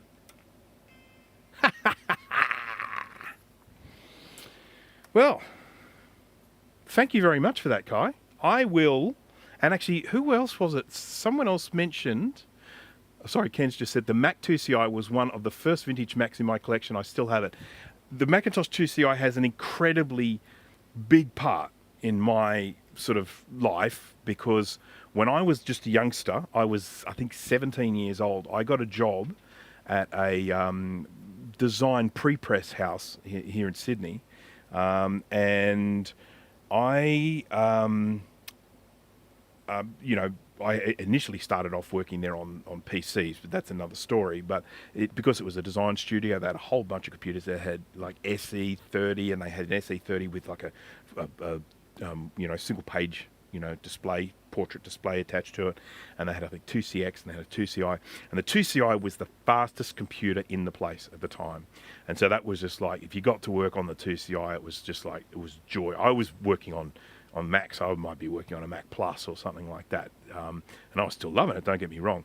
But the 2CI was the duck's guts. I mean, this was a really blazingly fast computer. And so everyone loved the 2CI. And that to me has held an incredible nostalgia. And I love the 2CI. So it was one of the first ones I looked to get into my collection. So Aoife, did I say it right? I think I got it right. Hello there. Glad to catch a stream again. I'm glad you are here. So anyhow, look, I didn't even bring a screen down here with me, which is a bit stupid. I mean, I can go get a screen and we can test it out if you like, to see if it's actually firing. I tell you what I can do. What you can do, I've got a blue SCSI here, so I can plug that in. I think it's a blue. It's either a blue SCSI or a Zulu SCSI. It's one of the two. I'll find it. Oh, here it is. And we'll see if we get the little flickery light of it booting up. So let's try that. Now to see if the video is there. Don't say that. Don't say that, guy. That's not right. That's not motivational. I'm not even sure what system is on this here. I think it might be 7.0, but we'll at least see if we're getting... Okay, we've got Got a light. We're definitely getting power to the SCSI. You can't see that because of my stupid head. But if I put it there, yeah, there we go. See the light. Yeah, you can see the light. Do you see the light? Oh, it's booting. It's flashing away. We're booting into an operating system. Blinkety, blinkety, blinky, blink. All right, so if you guys don't mind waiting just a moment or two, I shall nip up. I shall grab a screen and a cable and the correct plug. And Dana is here. Hello. Hello, Dana. I like to do that for Dana. He likes the hello. All right, so I'm going to switch this off. I'm going to go grab a screen, so I'll just do the back soon moment for just a little second here. And we'll get a screen and we'll see that we're actually getting video. I'm feeling confident that we are. I'm going to be the eternal optimist, but we'll do that. So I'll just jump here across onto the back soon. This sometimes is a little loud, so just hands on your volumes, folks, if you've got headphones on or something. If it's too loud, I will turn it down. Back soon.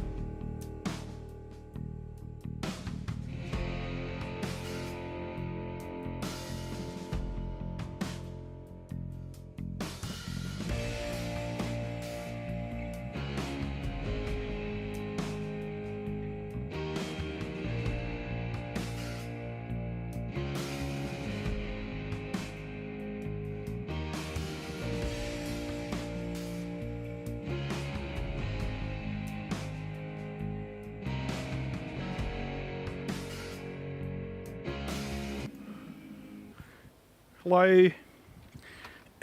G'day. So, got my little screen here that I do my testing with. I'm sure you've all seen it before. I've got my VGA cable and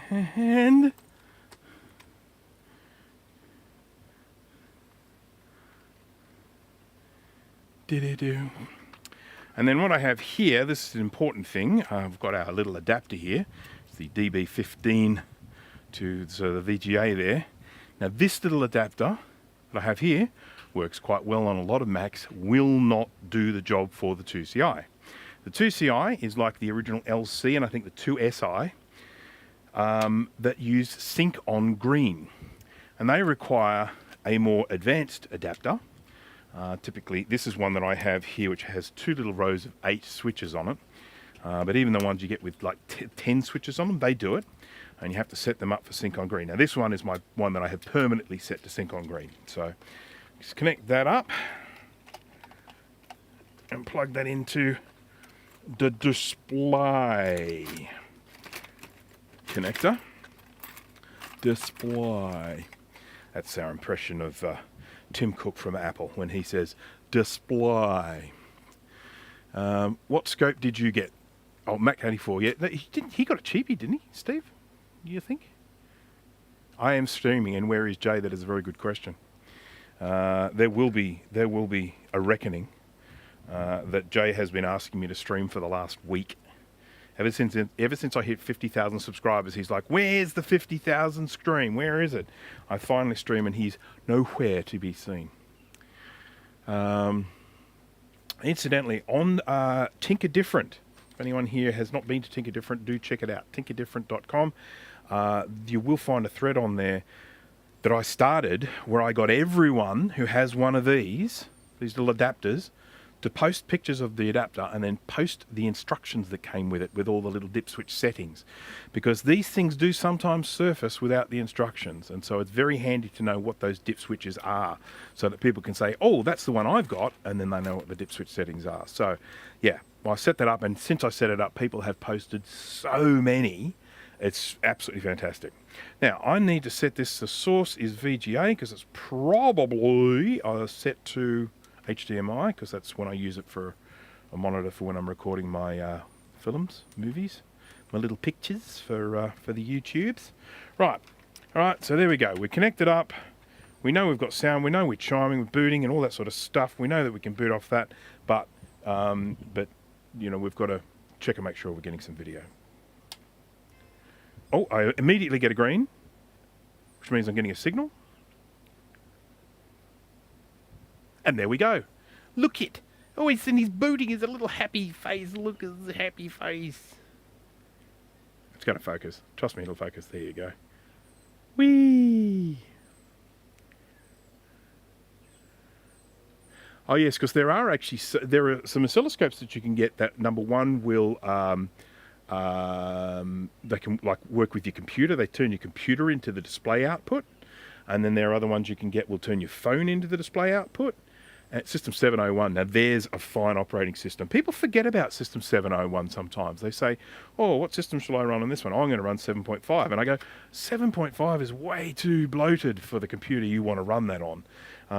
I would suggest that, you know, in particular, if you're using something like a Classic or even a Classic 2 or a Macintosh, you know, something like Macintosh 2, let's say, a 68020 CPU, and System 6 might be a little bit old for you, but 7.1 might start getting a little bit too slow. Grab a bit of System 7.01. It gives you a lot of the advantages of System 7 without as much bloat, so don't forget that. I've got a little oscilloscope here. This is a cute one. I don't have a power supply for it at the moment. It's 9 volts. If I can find a plug, I'll fire it up. But and this one I did as a kit. I haven't been able to actually find this exact kit again. I've found these assembled, but not as a build your own kit. But I have found a different oscilloscope kit, and I am going to be doing another kit building live stream in the future where I actually build a little oscilloscope. Because, you know, the truth of the matter is, even though this is, you know, little more than a toy, I suppose, it still works quite well. When you, you know, sort of, it's better than nothing, I guess is what I'm trying to say. If you need an oscilloscope for something, for some checking, this will actually do quite a good job. So, yeah, just mentioning that. So, all right, well, I can't shut this down because I haven't got a keyboard connected to it, so I'm going to just switch it off. But that's really, really pleasing. So that 2CI, this has been sitting on my bench for such a long time, and it's working. And I'd like to say a big thank you to Kai for helping me out with that. And I'm pretty sure someone else, and I can't remember who it was, someone else also mentioned that they had one where the oscilloscope had died after going through the ultrasonic cleaner. That is something I will definitely be looking out for from now on. Again, it's probably an age thing. As these all get a little bit older, they're probably getting more susceptible to damage from the ultrasonic cleaner. And of course, this goes in the big chunkus over here because it fits in it.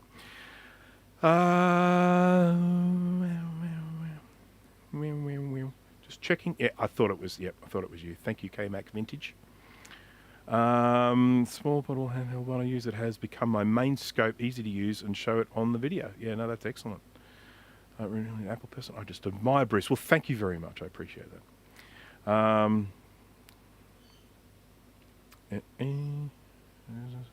So I am continuing, whether it's a sensible thing or not, I am continuing with my live streams of building kits, soldering kits, because soldering is something that I very much enjoy doing. And so I have got some kits coming from Amazon.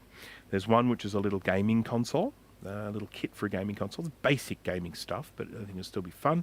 I've got an oscilloscope coming, and I've got one of these little component testers. Now, I have to say that if you are someone who is doing any sort of electronics work, having one of these is one of the handiest things you can possibly own.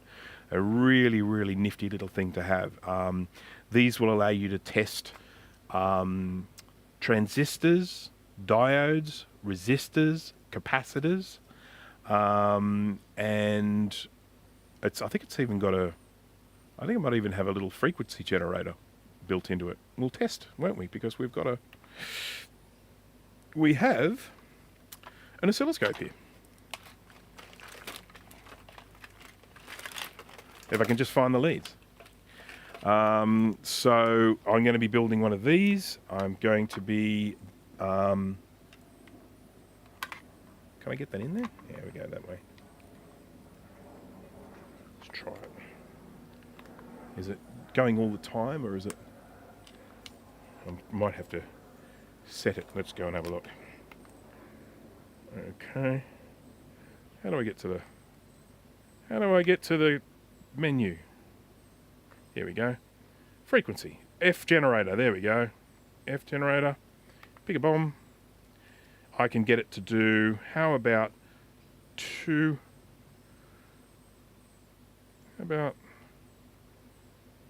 megahertz, 10 hertz, 50 hertz. How about 250 hertz? I like the sound of that. 250 hertz. So let's just see if that's generating 250 hertz. Doesn't seem to be doing anything. Oh, hang on. I have to press that.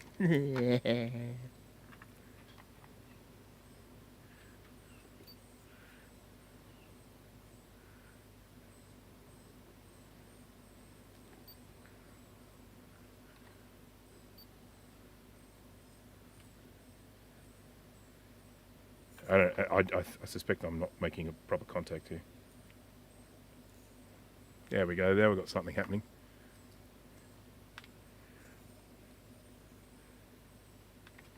Oh, who knows? It may not even work. To be honest, I've never actually tested it before. Yeah. Anyhow, that was fun. How do your streams go post-stream view numbers? Not too bad. There's definitely a few people that watch them. They don't really have much of a long-term thing. When I do a live stream, they tend to just get watched, and then someone might watch them in the following few days. I usually get to about, I think it's about 500 or something like that, 500-ish views, something along those lines. Some of them, I have one where it's called Soldering Techniques. That one's had like 140,000 views. Which is astonishing. I never really expected that one to that. I just one day just did a live stream and then said, in this live stream, what I'm going to do, I'm just going to do a bunch of soldering techniques. And just went through a whole bunch of processes similar to what I did on my surface mount soldering. And that one has just had so many views. If I'd have known it was going to have that many views, I probably wouldn't have worn a silly Batman helmet at the beginning. But maybe that's why people watch it. Who knows? So yeah. Yeah, the beginner's guide to soldering, which is the one that's had over 1 million views now, like 1.3 million or something, some crazy number like that. That's definitely my most watched video. But that one, the interesting thing about that is one I did a long time ago, and so I look at that now and I think, oh, I missed out so much stuff. And I actually have people often comment, say, hey, you did this beginner's guide to soldering video, but you didn't mention this and you didn't mention that. And I mean, all I can really say is, look, I filmed that a long time ago. I have done a part 2 and a part 3, and a lot of the things I missed in part 1, you will find that I cover in part 2 and part 3. So some people, oh man, some people love that video, and some people just give me so much grief about it. Some people just get online and they go, oh, this is so stupid. I can't believe all these things you did wrong. And it's like, yeah, what are you going to do? And I do have plans for further soldering videos. I'm going to do one on BGA, soldering BGA, ball grid array chips. I'm going to do one on fixing problems. Fixing soldering problems. So if something goes wrong, how do you fix it? And then, of course, solder rework. So removing components and putting new ones on. That's a really, really important part. Soldering something on is fairly straightforward, but having to take something off, clean it up, put a new thing on, that's a bit of a trick. Especially when it comes to dip chips, the through-hole dip chips. I hate working with those. No right way to solder S&D by hand, that's for sure. Yeah, as I have said in my video, it's more of an art than it is a science. So what works for me may not work for someone else. So the method that I use, part of it comes from watching other people, and another part of it comes from experimenting myself and finding ways that work for me. And they won't work for everyone. That's just how it goes. Oh God, I hate this stupid heart thingy that gets in the way of the words. I switched it off on my live stream, but it's still appearing here. I was sitting here. Okay, cool.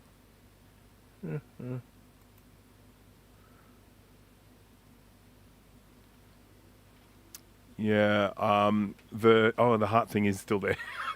I normally switch it off, but I clearly did not today.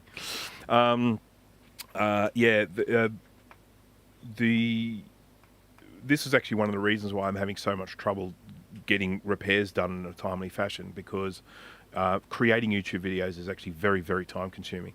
And I have a particular standard that I want to produce. I want to make sure that I do spams hearts. I do that all the time on Steve's stream, but I don't admit to it. I'm not saying that I'm making the best YouTube videos out there, but I have a standard. I have a certain, standard when it comes to audio and a certain standard when it comes to video. And for that reason, some of these things do take me a bit of time to do. But it's those pre-recorded videos that are the real growth mechanism for a YouTube channel. The live streams are great in that I'm keeping the content going, and I'm engaging with the viewers, and I enjoy them. I love doing these live streams and chatting with everyone, and sort of all that sort of stuff. But the pre-recorded videos are the ones that really get the views. Things like my DIY ultrasonic cleaner video, I mean, that just went berserker in terms of views, and it repeats itself sometimes. Sometimes my views will just be sort of leveling off, and then all of a sudden they go zip, because it suddenly finds itself getting suggested on people's YouTube homepage, and then bang, they click on it and they watch it. I had one guy comment on that video recently. He's like, "Are you so poor that you had to build your own ultrasonic cleaner?" And I just replied to him, you basically just, by commenting that, you're basically advertising that you haven't watched the video. So what does that say about you? Because in the video, one of the first things I said is the reason why I built it was because they didn't make one the size that I needed. It was as simple as that. And it ended up costing me more than buying one off the shelf. So it had nothing to do with trying to save money. For music equipment, SMD used to be junk, but not anymore. The sound and performance is beyond. The heart's in the way again. I can't read that word because the heart's in the bloody way. I'll read it when the heart's gone, when the next chat comes up. Drag soldering with a K tip. Trying to solder, okay. I emitted flux, yeah. When it comes to surface mount soldering, I say to everyone, I mean, flux is an essential. I've had one person actually contradict me on that and say, no, I don't use flux. I never use flux. And I'm like, okay, good for you. If you're getting good results without flux, then bully for you. But what I would recommend to people is, you need to have flux. Now, while we're on flux, I do need to make mention of something, and I've got a video coming about this very soon. Now, I did a video a while ago talking about all of the shenanigans going on with Amtech flux. So I've got a few Amtechs here. Here we go. Amtech, as you can see, it's Amtech Direct. Now, there have been some shenanigans associated with the name Amtech in the US and in other parts of the world as well. I can't say much about it because I have actually been, told confidential information about this. But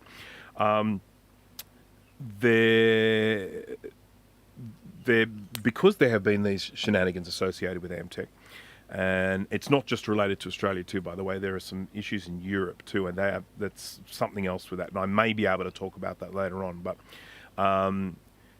this is the company that I've been buying my flux from, Amtech Direct, and they're the ones that made this V3, which I did a feature on. I was the first person outside of Amtech to actually try that new formula of flux.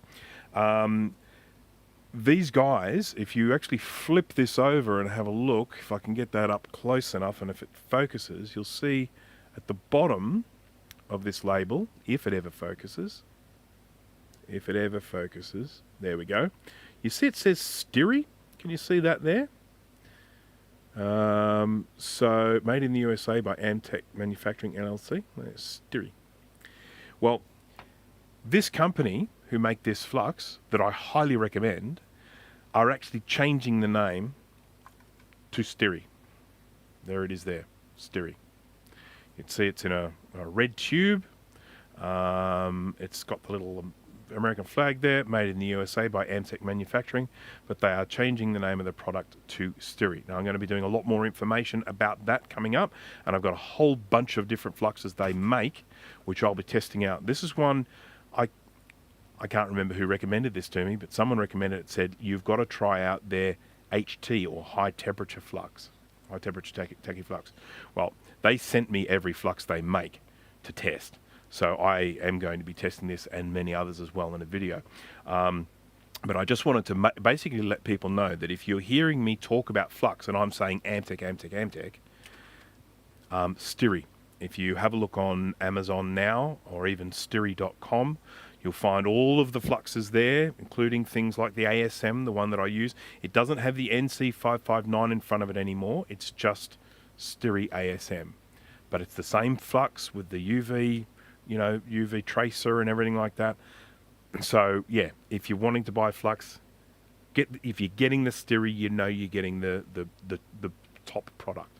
So, yeah, just wanted to mention that. Oh, Rudy, hello there. If I haven't said hello to you, I say hello now. Okay, right. Well, I think I've probably blabbered on enough. I think there's still a few people watching, and for those people, I thank you very, very much. I did have a few other things that I was going to do, but I feel like the fact that I got this working now, I should finish on a high, because who knows, I might go and grab something else and get myself into more strife. So we'll just consider this one a good finish, that we got this 2CI working. This possessed 2CI, and I can tell you that the person who owns this board is going to be very, very happy to get it back. He sent me the power supply, which I also recapped. He sent me the cash card for this, because this has the cash card in it, which I have also recapped. Interestingly enough, with the 2CIs, they started actually getting sold with the cash card as standard towards the end there, because they did make a massive difference to performance. Initially it was an extra purchase, but then, yeah, when oh, look at that, 30 degrees, warm outside. Can you say stupid haunted Mac? Oh, sure, I can say stupid haunted Mac. Stupid. Ever got the speakers working? Oh, come on, you didn't watch the follow-up video? Yes, I did get them working. I'm going to prove that to you right now if I can find the power cable. Is that the power cable? Nope, that's a lead. Yeah, Yes, if you have a look on my videos on my channel, you will find there is a video of me describing what the problem with the speakers was, and it was caused by me. It was a stupid mistake that I made. We have 3 little connectors in here, one going to one speaker, one going to another speaker, another one going to the power supply. And what I did was, when I connected them, I was holding the board upside down. So I was looking at the diagram of which one goes where, but I was holding the board upside down. So I put the one in the left and the right and the right and the left. And so I actually sent the 5 volt through to the amplifier, which popped it. And I went and bought a new little amplifier chip, which I actually grabbed off a little Arduino component, this little thing here. So I just picked this up for a couple of dollars down at the local electronics store. This is just a little Arduino speaker with a little volume control there, and it had a little amplifier on it there. It's exactly the same chip. So I just took the chip off that, put it on this, got it working. And it's, if I can find the power cord. Do you think that's it? That's a power cord. Don't know if it's the power cord. No, I don't think that's it. It would have been connected to... Oh, I had it... Didn't I have it connected to under here? Yeah, I had it connected to the laptop. Okay, so let's plug it in, shall we? And actually, I'll plug it in. Then we'll switch it on and get ready for this.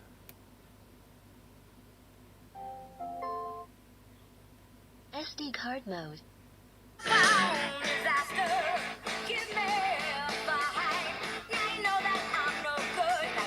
Yep, it works.